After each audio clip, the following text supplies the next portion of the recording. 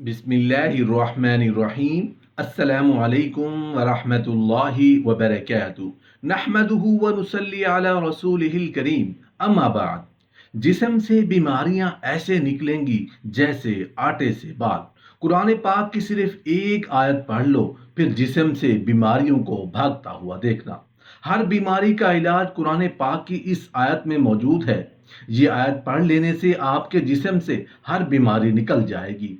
आप खुद को यकीन नहीं आएगा कि बीमारी कहाँ गई। अब्दुल हारिस रजी अल्लाह अन्हु ने हज़रत अब्दुल्ला इब्न अब्बास रजी अल्लाह अन्हु से रिवायत की है कि पहले ज़माने में किसी पैगंबर ने अल्लाह ताला से शिकायत की कि ए परवरदिगार, ये क्या बात है कि तेरा मोमिन बंदा तेरी फर्माबरदारी करता है, तेरी नाफरमानी से परहेज रखता है, उससे दुनिया दूर हो जाती है और बला और मुसीबत उस पर टूट पड़ती है, और तेरा काफिर बंदा तेरी इताअत से भागता है, तेरी नाफरमानी में दिलेर होता है, लेकिन उससे बला और मुसीबत दूर रहती है और दुनिया की ऐश उस पर झुक जाती है। अल्लाह ताला ने वही नाजिल फरमाई, ऐ पैगंबर, बंदे भी मेरे हैं और मुसीबत और बला भी मेरी पैदा की हुई है, और हर चीज मेरी हम्दो सना बजा लाती है। बंदा मोमिन के सर पर कुछ गुनाह होते हैं, लिहाजा मैं उसे दुनिया को दूर कर देता हूँ और मुसीबत में उसको मुब्तला कर देता हूँ,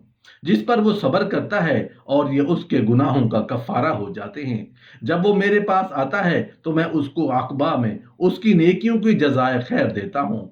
इसी तरह काफिर के आमाल में कुछ नेकियां होती हैं, मैं दुनिया में उसके रिज़्क़ को फराख कर देता हूँ, रंजो मुसीबत को उससे दूर रखता हूँ, उसकी नेकियों का बदला उसको दुनिया में ही मिल जाता है, यहाँ तक कि उसके मरने पर उकबा में उसको उसकी बदियों का बदला दिया जाता है। मोहतरम नाजरीन, अक्सर लोग ऐसे ही होते हैं जिनको कोई बीमारी नहीं होती, लेकिन वो अचानक से मर जाते हैं, और कुछ लोगों सालों तक बीमार रहते हैं और उनको मौत ही नहीं आती। याद रहे कि जब बीमारी लंबी हो जाती है, उस बीमारी से न सिर्फ मरीज तंग हो जाता है, बल्कि उसका ख्याल रखने वाले भी उसकी बीमारी से तंग आ जाते हैं।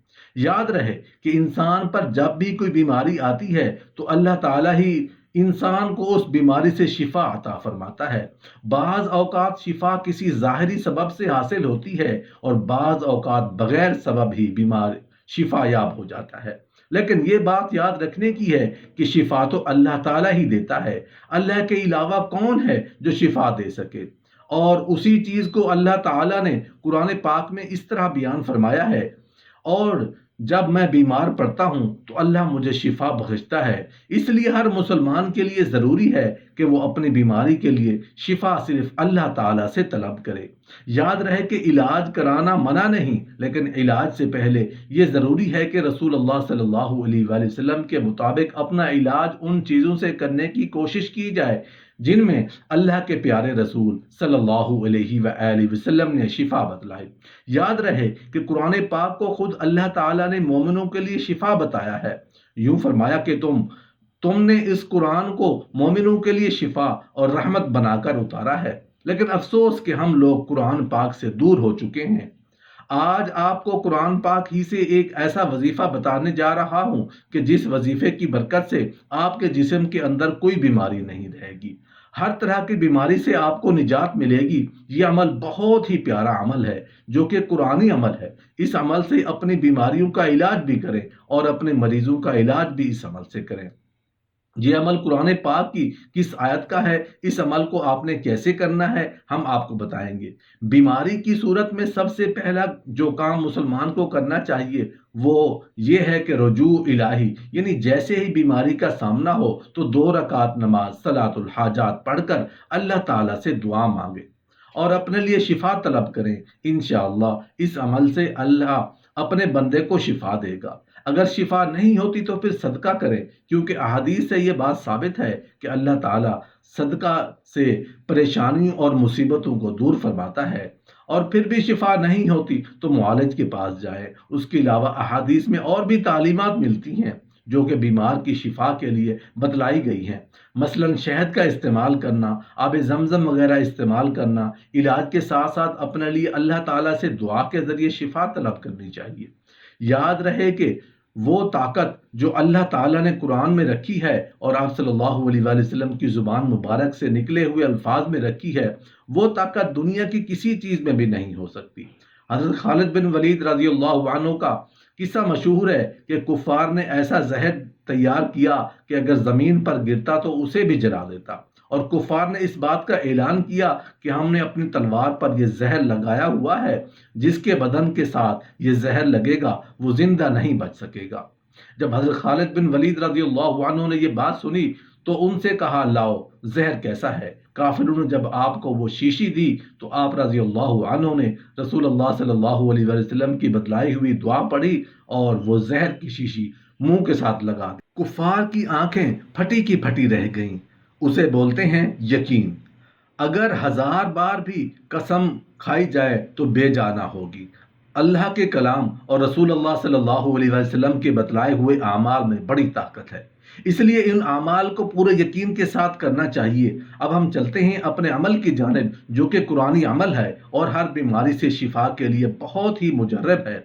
اس عمل کی برکت سے انشاءاللہ آپ کے جسم سے آپ کو بیماری سے آپ کو نجات ملے گی، ہر بیماری سے آپ کو شفا حاصل ہوگی۔ ڈاکٹروں کے پیچھے بھاگنے سے پہلے اس عمل پر یقین رکھنا ضروری ہے۔ انشاءاللہ آپ کو ڈاکٹروں کے پاس جانے کی ضرورت نہیں پڑے گی۔ اس آیت میں ایسی طاقت ہے جس سے ہر بیماری اللہ کے حکم سے ختم ہو جائے گی۔ یہ آیت جس کا ہم آپ کے لیے عمل لے کر آئے ہیں، یہ آیت سورہ انعام کی آیت نمبر 17 ہے۔ اس آیت کو غور سے سن لیجئے۔ بسم اللہ الرحمن الرحیم وَإِن يَمْسَسْكَ اللَّهُ بِضُرٍّ فَلَا كَاشِفَ لَهُ إِلَّا هُوَ وَإِن يَمْسَسْكَ بِخَيْرٍ فَهُوَ عَلَى كُلِّ شَيْءٍ قَدِيرٌ۔ اگر اللہ تجھے کوئی تکلیف پہنچائے تو اس کے سوا اور کوئی دور کرنے والا نہیں، اور اگر تجھے کوئی بھلائی پہنچائے تو وہ ہر چیز پر قادر ہے۔ اس آیت کا یہ عمل ایسا مجرب عمل ہے کہ جس نے آپ کی انشاءاللہ ہر بیماری دور ہو جائے گی۔ اس عمل کا طریقہ یہ ہے کہ آپ نے اس آیت کو صبح کے وقت 21 مرتبہ پڑھ کر مریض کے اوپر دم کر دینا ہے۔ اگر مریض خود پڑھ کر اپنے اوپر دم کرے تو زیادہ بہتر ہے، ورنہ کوئی بھی اس آیت کو پڑھ کر مریض کے اوپر دم کر سکتا ہے۔ اور اسی آیت کو آپ نے 21 مرتبہ شام کے وقت بھی پڑھنا ہے اور مریض پر دم کر دینا ہے۔ اس عمل کو شروع کرنے کے بعد آپ ملاحظہ کریں گے کہ مریض کی حالت بہتر ہونا شروع ہو جائے گی، اور انشاءاللہ آہستہ آہستہ آپ کے مریض کی بیماری ختم ہونے لگے گی۔ بس اس عمل کو آپ نے پورے یقین کے ساتھ کرنا ہے اور اللہ کی ذات پر مکمل بھروسہ کرنا ہے کہ آپ کے جسم سے ہر بیماری کو دور فرمائے گا۔ یہ آیت زیادہ لمبی نہیں ہے، اسی لیے چاہیے کہ اس آیت کو یاد کر لیا جائے اور مریض کو بھی یاد کروا لیا جائے، اور مریض کو تاکید کریں کہ وہ ویسے بھی اس آیت کی تلاوت کرتا رہے اور مکمل بھروسہ رکھیں کہ وہی شفا دینے والا ہے۔ آپ خود ہی اپنی آنکھوں سے اس آیت کی برکات دیکھیں گے۔ یاد رہے کہ صحت اللہ تعالیٰ کی بہت بڑی نعمت ہے، اس لیے ہمیں چاہیے کہ اللہ کی ذات سے ہمیشہ عافیت کی دعا مانگی جائے۔ جب بھی بیماریوں سے نجات کی دعا کی جائے تو اس یقین کے ساتھ مانگا جائے کہ اللہ تعالیٰ ہی کی طرف سے یہ بیماری ہے اور اللہ ہی اس سے نجات دینے والا ہے اور اللہ ہی شفا دینے والا ہے۔ جتنا زیادہ یقین کے ساتھ اس قرآنی آیت کا عمل کیا جائے گا اتنا ہی جلد نتائج سامنے آنے لگیں گے۔ انشاءاللہ ہر بیماری دور ہو جائے گی۔ انشاءاللہ اس عمل سے اللہ اپنے بندے کو شفا دے گا۔